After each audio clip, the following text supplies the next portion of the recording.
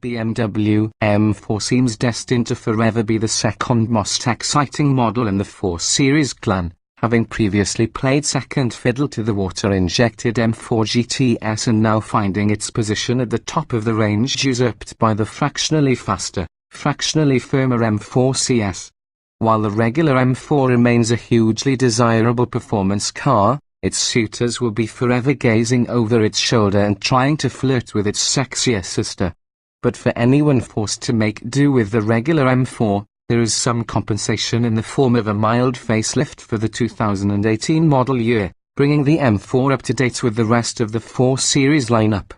This is a shot of Botox rather than the sort of work involving scaffolding, what BMW likes to describe as a life cycle impulse and one that hasn't brought any notable mechanical changes. It does, however, give a chance for the regular M4 to remind us of its still considerable appeal. Detailing the revisions needn't detain us for long. Indeed, to fill out a paragraph will require some padding, such as noting that the US remains the #1 global market for the M4 and is among the top markets for the 4 Series. Like its lesser siblings, the M car has been given new headlights incorporating both LED units and a more angular take on BMW's familiar twin circular running lights. It also gets new lights at the rear, their LED elements subtly changed so that anyone driving an older M4 knows it is wearing last season's fashion. Other spec tweaks include double stitching for the top of the dashboard and some new chrome interior trim, although the M4 can't be ordered with a digital instrument package that's now offered as an option on the standard 4 Series.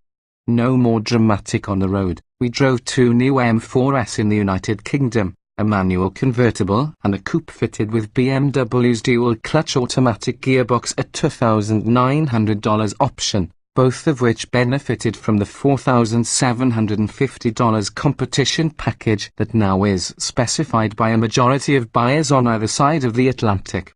In addition to a modest power increase, the comp pack brings some suspension revisions, stiffer springs, upgraded dampers, and firmer anti-roll bars, plus some software tuning of the various switchable dynamic functions. We're told that the comfort setting with the comp pack is broadly equivalent to sport in the regular car, with Sport and Sport Plus modes doing the same plus and trick. That most buyers choose this package suggests that Munich could take note of its customers' preference for a more intense M4 driving experience and make this the standard configuration. Instead, it seems, they've convinced most customers to pay extra for it. While the pairing of an open-top M4 with the competition goodies might seem unlikely to work out in its favor, the firmer settings proved to suit the car surprisingly well. The 4 Series convertible lacks something in torsional rigidity. It's not so flexible as a Buick Cascada, but structural vibration is an abiding characteristic.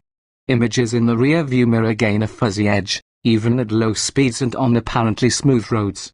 And larger bumps create an out-of-face sensation as the two ends of the car bicker about how to deal with them. Yet, although it rides on firmer settings, the competition-equipped version feels less crashy than we remember the regular M4 drop-top being, and it flexes much less with the folding metal roof raised. The competition package massages the M4's twin turbocharged Linux engine to produce an extra 19 horsepower, taking the total to 444. But this struggles to make much of a difference against what's placed on the other side of the scale in the open-air model. The convertible is positively obese, weighing over 4,000 pounds, or 505 more than BMW claims for the coupe. The culprit is the retractable hardtop and the hardware required to operate it. We've been told the next generation 4 Series is likely to return to a fabric roof.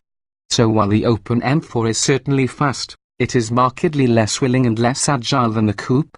Modest compensation is that it sounds nicer with the roof down, being freed from the digital enhancement that BMW has added to the M4's soundtrack in the cabin. Switching to the coupe reveals a car that feels quicker and keener, even when being driven at a steady pace. Much of this is down to the relative lack of mass, which sharpens responses and makes the coupe feel nimbler. But the dual-clutch automatic of our test car also makes a difference, delivering fresh ratios at lightning speed. BMW has tried hard to disguise that the M4 is turbocharged, with sharp throttle responses helping to deliver near-instant boost, and the DCT gearbox handles these sudden torque spikes better than the manual does. Although fast, the M4 continues to lack the dynamic finesse of its predecessors, with the chassis often struggling to digest the abundance of turbocharged urge. The stability control light resembles a disco strobe if the driver engages in aggressive throttle openings on slippery or bumpy surfaces.